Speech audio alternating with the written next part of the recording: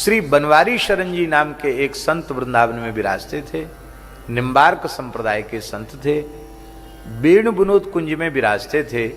परम पूज्य बाबा श्री बालकृष्ण दास जी महाराज के सानिध्य में। बाबा श्री बालकृष्ण दास जी हमारे ब्रजमंडल की एक विशिष्टतम भगवत प्राप्त विभूति थे। अभी उनका शताब्दी महोत्सव हुआ था। पूज्य ठाकुर जी ने भी सुंदर कथा उनके शताब्दी महोत्सव में सुनाई थी। तो महाराज जी श्री बनवारी शरण जी पहले गोवर्धन में हमारे महाराज जी के पास साथ रहते थे, जब महाराज जी लक्ष्मण मंदिर रहते थे। और पंडित जी महाराज की विशेष कृपा थी, पंडित श्री गया प्रसाद जी महाराज की। तो पंडित जी महाराज के यहाँ रास बिहारी स्वरूप आए और उन्होंने बनवारी शरण जी को सेवा सौंपी कि आप बहुत भावुक और सावधान हो, तो रास बिहारी स्वरूप की सेवा आप करें। तो रास बिहारी जी की सेवा करते थे। एक दिन लक्ष्मण मंदिर में वो लंगड़ पर बैठ के फुलका सेक रहे थे, ताबा पर बैठकर फुलका सेक रहे थे, रोटी बना रसोई घर में सेवा कर रहे थे। वो अकस्मात पता नहीं उनको क्या हुआ कि शरीर पर मात्र कौपीन थी और गमछा को उतार के सिर से बांध लिया था, खाली लंगोटी थी शरीर पर, और हाथ में चिपिया थी, चिमटा फुलका सेकने के लिए। वो अकस्मात उसी मुद्रा में बनवारी शरण जी महाराज उठे और लक्ष्मी नारायण मंदिर की ओर दौड़ पड़े। महाराज जी ने पूछा, महाराज जी वहीं थे, महाराज जी ने पूछा बनवारी शरण जी कहां जा रहे हो? अरे बोले पीछे बात करेंगे, ठाकुर जी बहुत प्यासे हैं। बस इतना कह के वो चले गए। और जैसे ही लक्ष्मी नारायण मंदिर पहुंचे,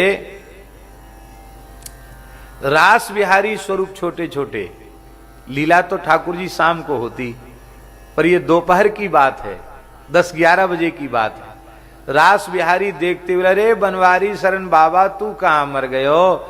हम तो प्यासन मर गए। अब देखो रास बिहारी ने बनवारी शरण जी का चिंतन किया, छोटे से ब्रजवासी बालक ने, और वहां लंगड़ पर बैठकर फुलका सेकने वाले बाबा की अंतरात्मा रास बिहारी में ऐसी लगी हुई थी कि ठाकुर जी वहां प्यासे हैं, और उनको यहां से पता चल गया और यहां से भावावेश में दौड़कर वहां जल पिलाया। ये सत्य घटना है। और उस समय पंडित जी महाराज ने कहा, बनवारी शरण तुम्हारी सेवा सिद्ध हो गई है। इसको कहते हैं सेव्य के साथ अपने चित्त को मिला देना, अंतःकरण को मिला देना। शिष्य जब अपने अंतःकरण को सद्गुरु के अंतःकरण से एकीकृत कर देता है तो वह शिष्य शिष्य नहीं रह जाता, वह तद्रूप ही हो जाता है, गुरु ही हो जाता है। हमारे पूज्य गुरुदेव कहते थे कि शिष्य में यदि गुरुदेव के सद्गुण अवतरित नहीं हुए तो शिष्यता में कसर है, सेवा में कसर है।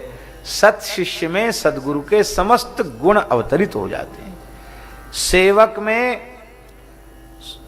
स्वामी के गुणों का अवतरण हो जाता है, भक्त में भगवान के गुण अवतरित हो जाते हैं। और यह गुणों का अवतरण अंतःकरण के एकीकृत होने के कारण ही होता है।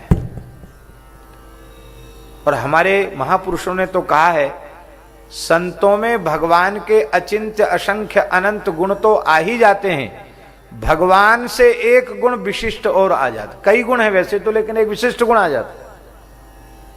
यदि विशिष्ट गुण ना आवे तो मोते अधिक संत कर लेखा, अधिक शब्द तो व्यर्थ हो जाएगा। फिर अधिक शब्द का अर्थ क्या होगा? मोते अधिक संत कर लेखा। तो किसी बात में अधिक होंगे ना, तब ना अधिक कहा जाएगा। नहीं तो अपने समान कहना चाहिए था, अधिक कह रहे हैं। राम ते अधिक राम कर दासा, तो अधिकत्व क्या है? भगवान में असंख्य अचिंत्य अनंत गुण हैं, पर भगवान में पुरस्कार का गुण नहीं है, सिफारिश का गुण नहीं है भगवान में। क्यों नहीं है? सिफारिश का गुण भगवान में इसलिए नहीं है कि पुरस्कार सदा अपने से ज्येष्ठ श्रेष्ठ के चरणों में किया जाता है, और न त्वत्समोस्तिभ्यधिकः कुतोऽन्यः, भगवान की बराबरी करने वाला कोई नहीं, भगवान से बड़ा कोई होगा क्या? तो भगवान किससे पुरस्कार करें? पर संतों में जीवों के पुरस्कार का विशेष गुण होता है, ये भगवान से ज्यादा। और एक गुण और संतों में भगवान से ज्यादा है, वो कौन है? वो ध्रुव जी बता रहे हैं। ध्रुव जी महाराज कहते हैं, भक्ति मुह प्रवहता त्वयि मे प्रसंगो भूयादनंत महता ममलाशयाना ये नाञ्जसोल्वणमनुव्यसनं भवाब्धिं नेष्ये भवद्गुण कथामृतपान। हे भगवान, आपके प्रेमी अनुरागी विशुद्धांतःकरण के जो आपके संत हैं, उनका संग आप कृपा करके हमें प्रदान कर दीजिए। हमारे कोई कर्म ऐसे हों कि अभी हमें संसार चक्र में पड़े रहें, प्रवाहताम, लेकिन फिर भी आप ऐसी कृपा कीजिए, भूयात अनंत महताम अमलाशयाना, निर्मलांतःकरण विशुद्धांतःकरण के संतों का संग हमें प्राप्त हो जाए। ठाकुर जी ने पूछा ध्रुव जी से, बालक ध्रुव, मैं तुम्हारे सामने खड़ा हूं, मेरा संग नहीं करना चाहते हो, इन फक्कड़ बाबाजियों का संग क्यों करना चाहते हो? संतों के पास क्या रखा है? घर परिवार संसार सब छोड़ के चले गए, अब उनके पास इनका संग क्यों करना चाहते हो? मैं लक्ष्मीपति वैकुंठनाथ हूं, मेरा संग करो। ध्रुव जी ने कहा, महाराज, जो वस्तु आपके पास भी नहीं है, वह वस्तु आपके प्राण प्यारे संतों के पास है। भगवान का मेरे पास किस वस्तु का भाव है? कहते, आपके पास आपकी कथा नहीं है, आपका नाम नहीं है, और आपके प्राण प्यारे संतों के पास आपका नाम है, आपका चरित्र है। ये नाञ्जसोल्वणमुरुव्यसनं भवाब्धिं नेष्ये भवद्गुण कथामृतपान।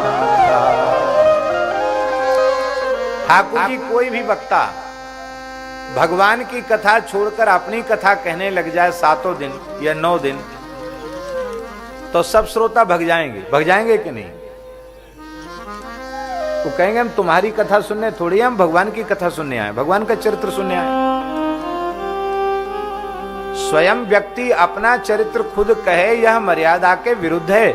हाँ, किसी प्रकरण में कोई उदाहरण प्रस्तुत कर दे, बात अलग है।